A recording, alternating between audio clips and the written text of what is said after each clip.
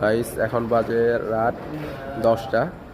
তো চিন্তা করছি কি খাবো, তাই পাকাইতে চলে আসলাম হাঁসের মাংস। রাত্রের বেলা হাঁসের মাংস খেতে যে কি মজা, মিষ্টি আজকে বুঝলাম। এটা হলো সেই হাঁসের মাংস, অস্থির, খুব সুন্দর, নাইস, ম্যারিনেট করে রাখা হয়েছে। দেখেন গোটা গোটা রসুন ডালা হয়েছে, এভাবে খেতে আসলে খুব মজা। আর আজকে আমাদের বাবুর্চি হলো আমাদের আক্তার ভাই, মরিচ ঢালতেছে,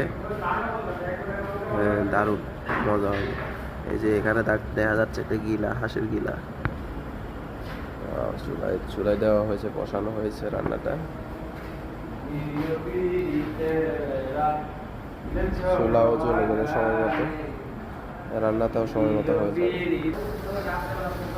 রসুন মরিচে মিক্স করা এই হাঁসের মাংস দেখতে খুব অসাধারণ লাগছে, খেতেও খুব দারুণ হবে। চুলায় আগুন ধরেছে, খুব সুন্দর, বিউটিফুল।